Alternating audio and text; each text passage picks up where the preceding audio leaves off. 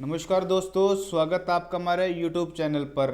आज की इस वीडियो में बात करने वाले हैं जेस्टर 9 के अंदर ऐसी ट्रांजैक्शन के बारे में, सेल से रिलेटेड जो ऐसी कोई ट्रांजैक्शन थी जो आपके फाइनेंशियल 22-23 की थी और आपने 23-24 में शो करी थी, और ऐसी कोई 23-24 की ट्रांजैक्शन जो आपने फाइनेंशियल 24-25 में शो करी थी। तो 23-24 की जीएसटीआर एनुअल रिटर्न के अंदर उसको कहाँ शो करना है। फॉर एग्जांपल 23-24 की जो आप ये जीएसटी 9 फाइल करने वाले हैं, ऐसी कोई ट्रांजैक्शन हो सकती है जो आपकी 22-23 की थी, आपने उस पीरियड में नहीं दिखाई तो अपने 23-24 की पीरियड में वहाँ पे शो करी, तो आपकी वहाँ पे जीएसटी 1 में आपने जो है 23-24 में आपने शो करी थी। और ऐसी भी कोई ट्रांजैक्शन हो सकती है जो आपकी फाइनेंशियल 23-24 से रिलेटेड थी, आप उस पीरियड में दिखाना भूल गए, फिर कोई एडजस्टमेंट थी, डेबिट नोट, क्रेडिट नोट, कोई भी एडजस्टमेंट थी आपकी, तो वो ट्रांजैक्शन आपने कब की, साल के बाद में की, यानी कि 24-25 फाइनेंशियल ईयर में की। तो ऐसी ट्रांजैक्शन को जो आपको जीएसटी 9 के अंदर कहाँ शो करना है। तो सबसे पहले हम बात करते हैं 23-24 की ट्रांजैक्शन के बारे में। कोई 23-24 की ट्रांजैक्शन थी आपकी और आप दिखाना भूल गए उसको मार्च 24 तक, आपने कब दिखाई। फॉर एग्जांपल जो स्पेसिफाई पीरियड आपका टाइम है 30 नवंबर तक का,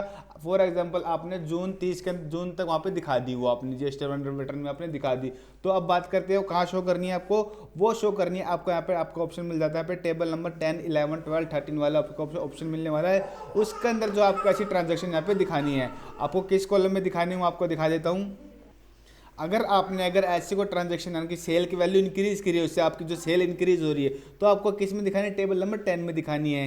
यानी कि आपने उसे डेबिट नोट, मतलब यहाँ पे डेबिट नोट दिया, यानी कि रेट को इंक्रीज किया, यानी कि सेल इंक्रीज हुई है, या फिर अमेंडमेंट के थ्रू कोई भी ट्रांजैक्शन आपकी सेल की वैल्यू इंक्रीज हो रही है, तो ऐसी ट्रांजैक्शन आपकी टेबल नंबर 10 में जाने वाली है। अगर ट्रांजैक्शन से वैल्यू आपकी जो माइनस में हो रही है, यानी कि सेल डिक्रीज हो रही है, यानी पार्टी को क्रेडिट नोट दिया है या कोई अमेंडमेंट की है, तो वो ट्रांजैक्शन आपकी किस में जाने वाली है, टेबल नंबर 11 में जाने वाली है। यानी कि टेबल 10 और 11 में वो ट्रांजैक्शन जाएंगी आपकी जो आपकी 23-24 से रिलेटेड थी और आपने 24-25 फाइनेंशियल में दिखा दी है। कब तक, टिल दी स्पेसिफाइड पीरियड। आप देख सकते हैं ये आपका ऑप्शन यहाँ पे आ रहा है, particular of the transaction for the financial year declare in the return of the next financial year till the specified period. आपका स्पेसिफाइड पीरियड कब तक था, 30 नवंबर तक था, यानी कि 30 नवंबर तक आपने ट्रांजैक्शन 23-24 की आपने दिखा दी है। तो आपको टेबल नंबर 10 और 11 में आपको शो करना है। 10 में वैल्यू इंक्रीज हुई है 10 में, और 11 में कौन सी वैल्यू आएगी, जो आपने वैल्यू डिक्रीज करी है। अब बात करते हैं 22-23 के बारे में। अगर 22-23 की आपके पास कोई वैल्यू जीएसटी 9 के अंदर उठ के आ रही है, तो इसे टेबल नंबर और 5 के अंदर, यानी कि सेल की वैल्यू होती है आपकी, तो क्या करना है आपको, यहाँ पे वो वैल्यू हटा के आपको एडिट करके यहाँ पे टाइप कर देना है। सिर्फ यहाँ पे तो कौन सी वैल्यू आपकी आने वाली है, जो फाइनेंशियल ईयर 23-24 की रिलेटेड वैल्यू है, वही सिर्फ आपकी टेबल नंबर 4 और 5 में आएगी। यानी कि टेबल नंबर 4 में 5 में कौन सी ट्रांजेक्शन आ रही है, फॉर एग्जाम्पल आपकी कोई भी सेल थी जो आपकी 23-24 के अंदर, आपने उसमें अमेंडमेंट भी कर दिया उसी साल के अंदर, क्रेडिट नोट भी दिया, डेबिट नोट, यानी कि सेल की जो वैल्यू हुई, कोई इफेक्ट हुई, उसी साल के अंदर होगी। यानी कि कोई ट्रांजैक्शन का आगे पीछे, मतलब अगले साल पे नहीं गया। तो 23-24 से रिलेटेड जो भी ट्रांजैक्शन आपकी आने वाली है, टेबल नंबर 4 और यहाँ पे 5 में आने वाली है। अगर कोई 22-23 की वैल्यू आपकी उठ के आ रही है साल के अंदर, तो आपको वैल्यू को माइनस कर देना है। फॉर एग्जाम्पल से मेरी यहाँ पे सेल आ रही है 4,95,00,000 की। अब मैं कहता हूँ कि मेरी 95,00,000 की सेल जो आपकी मेरी 22-23 की है, वो यहाँ पे उठ के आ रही है, तो मेरे को यहाँ पे वैल्यू को एडिट करके यहाँ पे से 4 करोड़ कर देना है। यानी कि मैं वही वैल्यू यहाँ पे लेके जाऊँगा जो मेरी 23-24 से रिलेटेड है।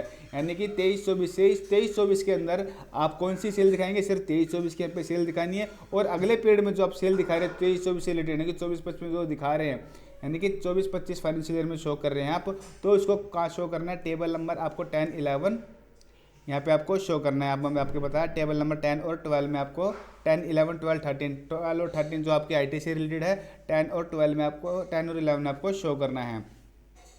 तो इस तरीके से जो आपकी सेल की वैल्यू जो आपको सही तरीके से आपको जीएसटी में शो करनी है। ऐसी अगर आईटीसी की बात करें, आईटीसी रिलेटेड भी इशू होते हैं कि पिछले साल का आईटीसी था कहाँ शो करना है, अगले साल लिया है, पीरियड तक लिया है तो उसको क्या शो करना है, उसके लिए मैंने वीडियोस बनाई हुई हैं, आप चैनल पे विजिट करके देख सकते हैं। साथ ही में टेबल वाइज मैंने यहाँ पे बताया, काफ़ी सारी वीडियोज़ बनाई हुई हैं, 9 के बारे में डिटेल में बताया हुआ है, 9C के बारे में बताया हुआ है। तो उन सभी के वीडियोस जो मैं वीडियो के डिस्क्रिप्शन में डाल दूंगा लिंक जो है उनके। और साथ ही में अगर किसी को चेक करना है वीडियो को, सॉरी यहाँ पे मेरे चैनल पे जाके विजिट करके वहाँ से भी देख सकते हैं। और इस वीडियो से रिलेटेड आपको कोई भी क्वेश्चन है तो हमें कमेंट डाउन कर सकते हैं। और आपको वीडियो कैसे लगी तो प्लीज़ वीडियो पे कमेंट करके ज़रूर बताएं।